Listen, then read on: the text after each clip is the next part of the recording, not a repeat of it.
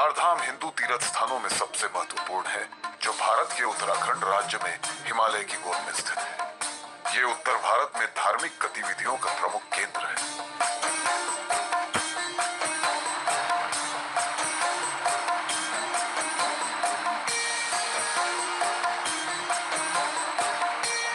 चारधाम की यात्रा पवित्र यमुनोत्री से आरंभ होती है, फिर गंगोत्री और केदारनाथ होते हुए ये चार धामों में सबसे महत्वपूर्ण धाम बद्रीनाथ में समाप्त होती है।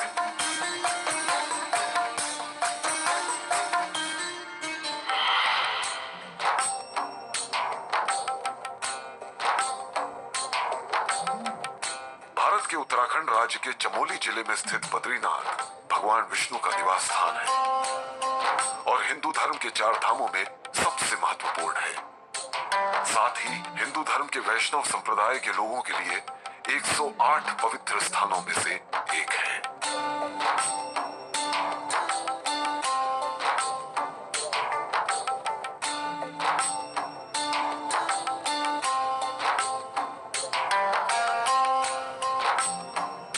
बद्रीनाथ मंदिर नर और नारायण पर्वत के बीच घाटी में बड़ी कुशलता से अवस्थित है, जिसके आगे अलकनंदा नदी बहती है।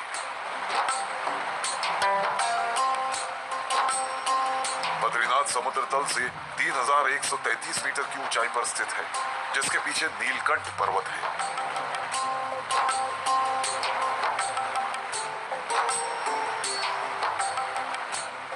यह ऋषिकेश के उत्तर 301 किलोमीटर की दूरी पर और केदारनाथ के नजदीक गौरीकुंड से सड़क मार्ग से 233 किलोमीटर की दूरी पर स्थित है।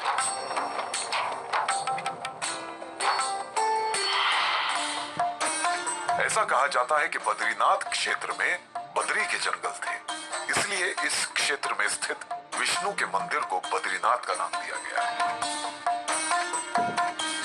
यह कहा जाता है कि जब एक बार भगवान विष्णु किसी संकट से मुकाबला करने के लिए जीवन देते हुए अपने पति भगवान विष्णु को छाया और पोषण देने के लिए बेर वृक्ष का रूप धारण कर लिया।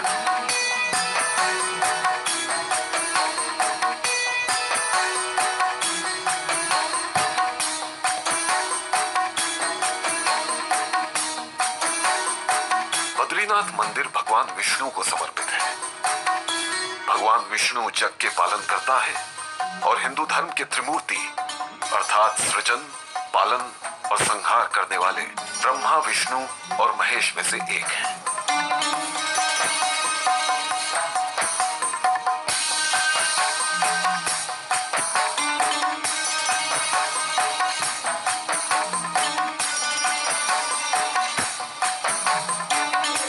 लोक कथाओं के अनुसार बद्रीनाथ मंदिर उनके बारे में प्रचलित किंवदंतियों से भी प्राचीन है। मंदिर के वैदिक युग से भी पहले स्थापित होने का विश्वास किया जाता है।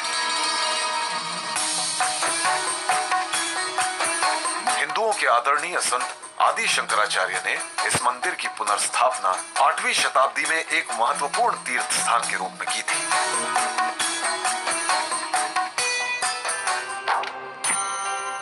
ऐसा कहा जाता है कि भगवान विष्णु गुरु शंकराचार्य के स्वप्न में आए और अलकनंदा नदी से उनकी मूर्ति को दोबारा निकालकर स्थापित करने को कहा।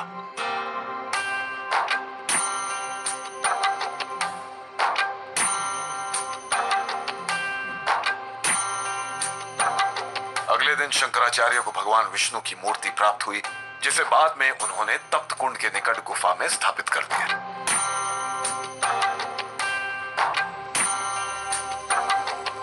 तत्पश्चात 16वीं शताब्दी में गढ़वाल के राजा ने मूर्ति को वर्तमान मंदिर में स्थापित किया।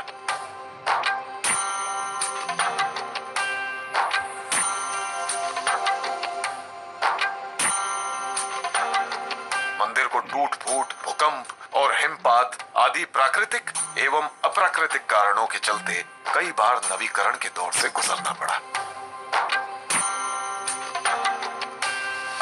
सन 1803 ईस्वी में जयपुर के राजा ने भूकंप के कारण बुरी तरह क्षतिग्रस्त हो चुके मंदिर का पुनर्निर्माण करवाया था।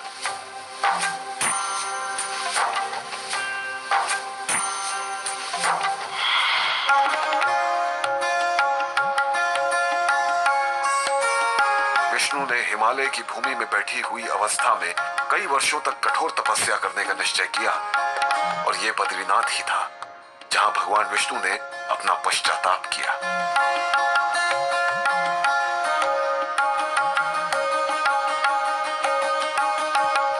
कहते हैं कि एक दिन विष्णु अपनी शैया पर लेटे हुए थे और उनकी पत्नी लक्ष्मी उनके पैर दबा रही थी कि ठीक उसी समय वहां से गुजर रहे एक ज्ञानी संत ये दृश्य देखकर काफी नाराज हो गए कि भगवान विष्णु स्वयं तो आराम से लेटे हुए हैं और अपनी पत्नी से काम करवा रहे हैं।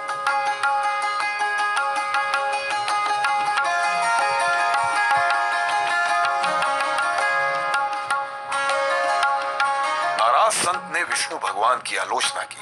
अतः विष्णु ने हिमालय की नीरस भूमि में बैठी हुई अवस्था में कई वर्षों तक कठोर तपस्या करने का निश्चय किया और ये बद्रीनाथ ही था जहां भगवान विष्णु ने अपने पश्चाताप की भुगता की। यही कारण है कि यहाँ मंदिर में रखी हुई मूर्ति बैठी हुई मुद्रा में है।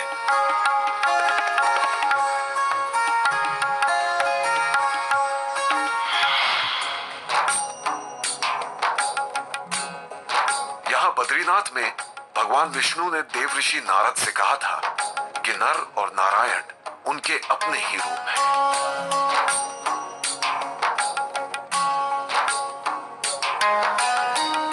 आज तक बद्रीनाथ के आसपास का क्षेत्र योगियों और ऋषि मुनियों को अपनी ओर आकर्षित करता है, जो यहाँ के पूर्ण शांत और दिव्य वातावरण में तपस्या करने आते हैं। कहते हैं कि नारद ऋषि, जिन्होंने स्वयं भी बद्रीनाथ की पवित्र भूमि पर प्रायश्चित किया था, आज भी इस बद्रीनाथ में ही किसी जगह अष्टाक्षर मंत्र से सर्वशक्तिमान ईश्वर की तपस्या कर रहे हैं।